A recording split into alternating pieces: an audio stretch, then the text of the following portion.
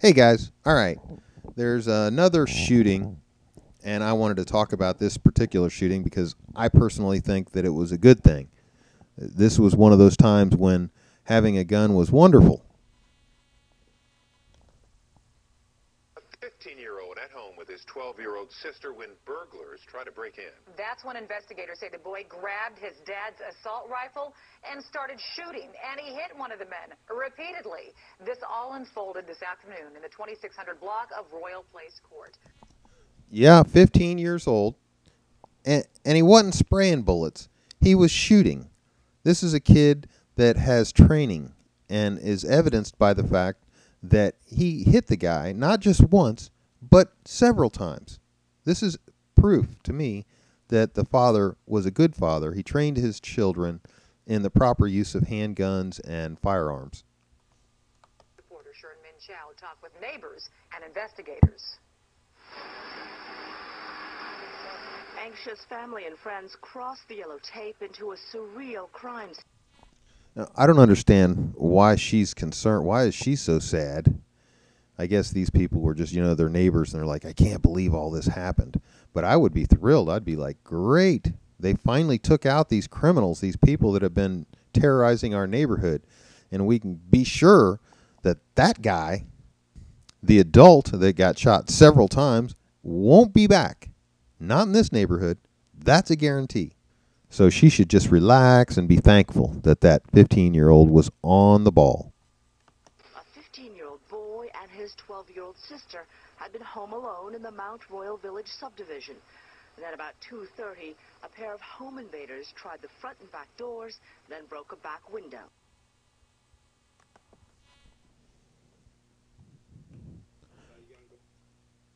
This should be a lesson to all the little criminals out there that think that they can just do what they want. I'm sure what they did was they hung around, watched until the father left, and then once they saw the dad leave, they said, oh, these are just a couple kids here. We can get in.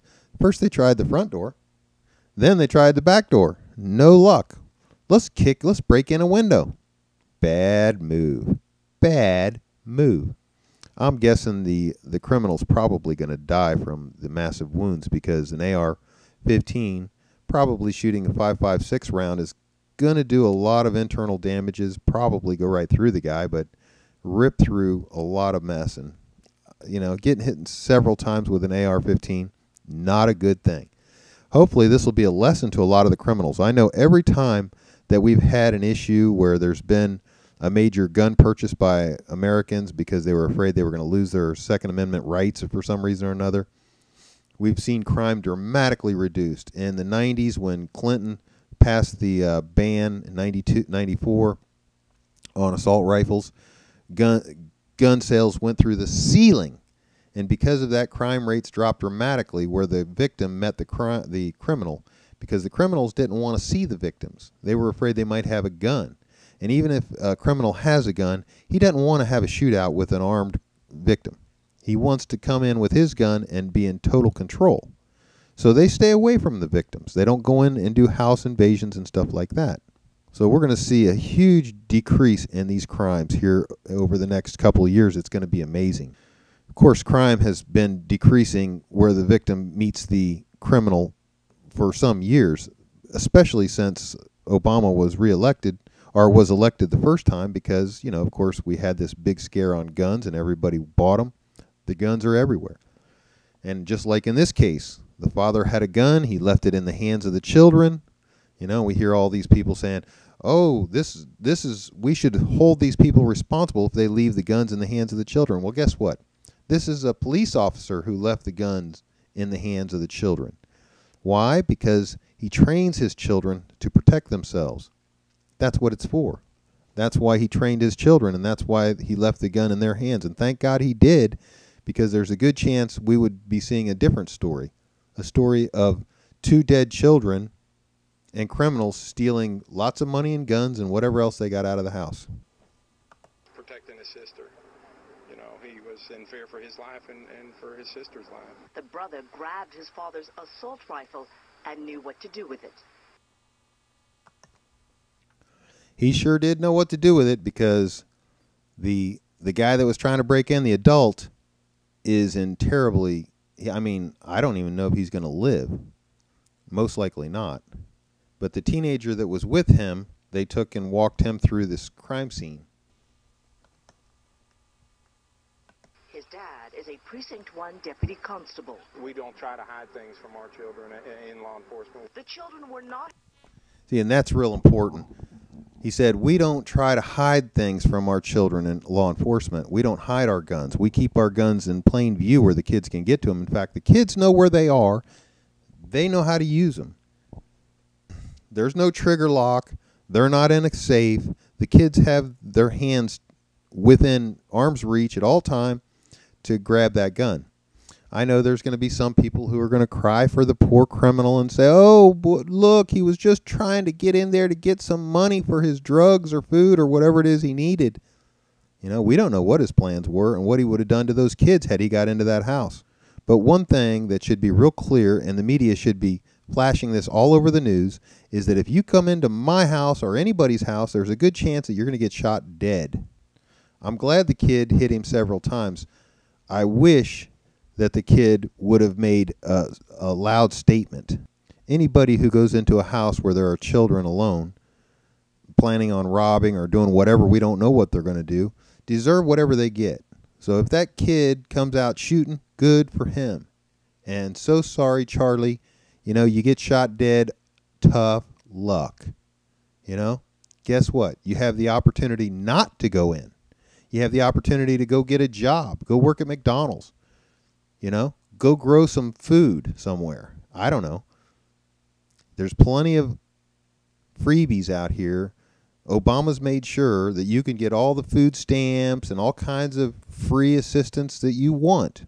You don't have to go around killing people. You don't have to be going into their houses.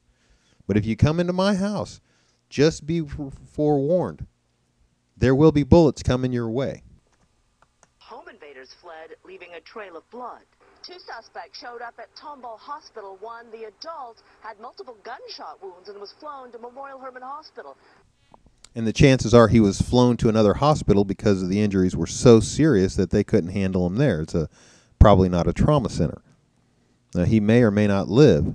And, you know, personally, it would be a great example to the world if everybody would show this and say, look, this guy might die because he did this. But you know what? The media is not going to do that. This is a local channel, and it won't be national.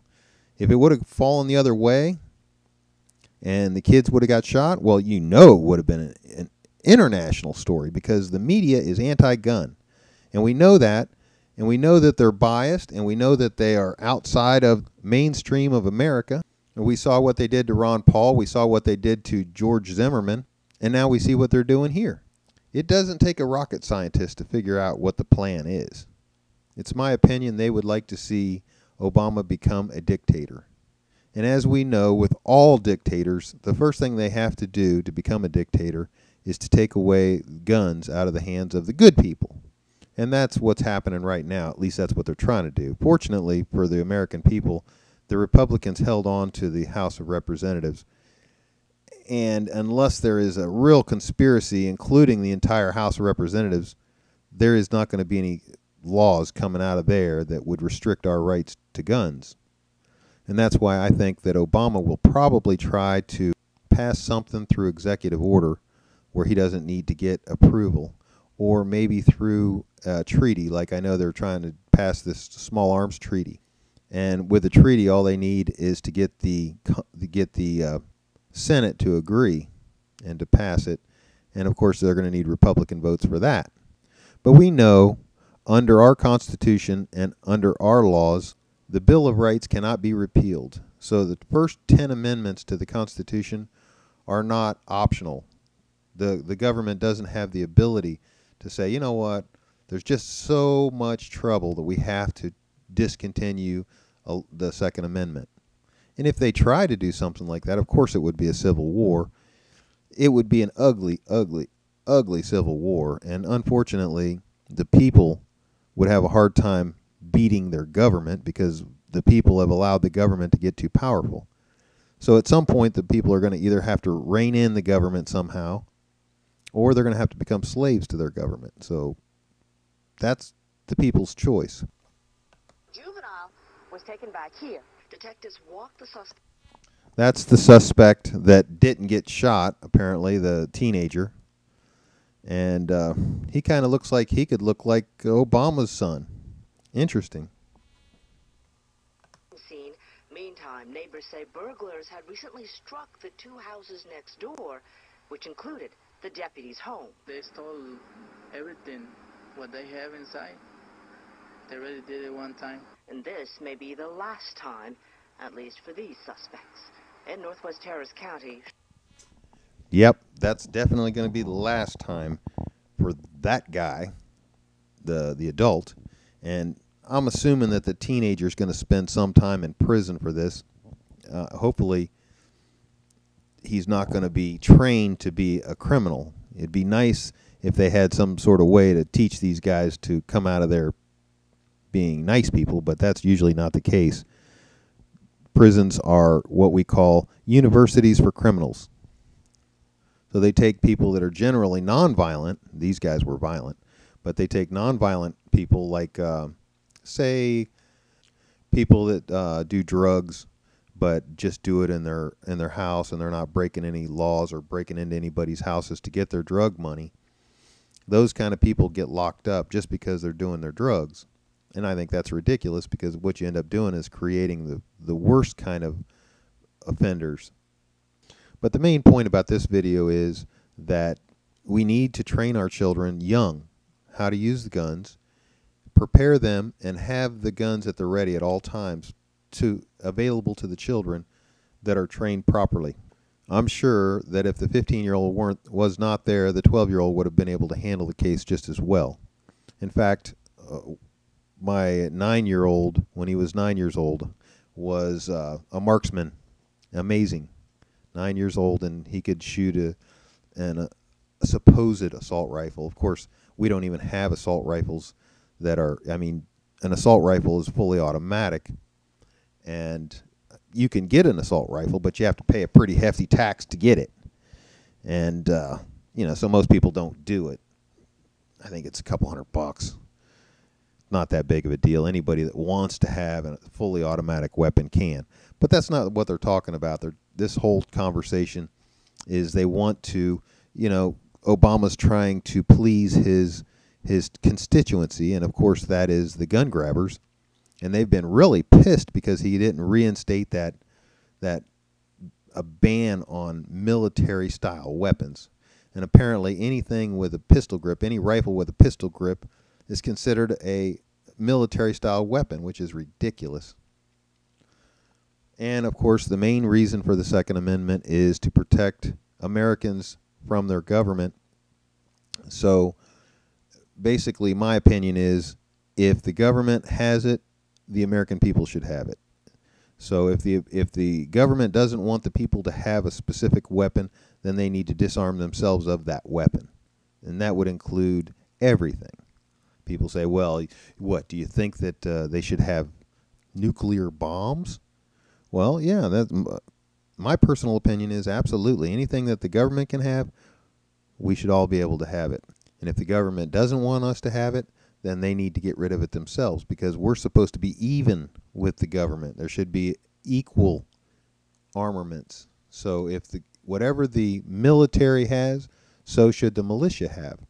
And everybody knows that the militia is everybody. Whether you know it or not, you are the militia. Well, of course, if you're a man and you're between the ages of 18 and 45, you are absolutely militia. You don't have any choice.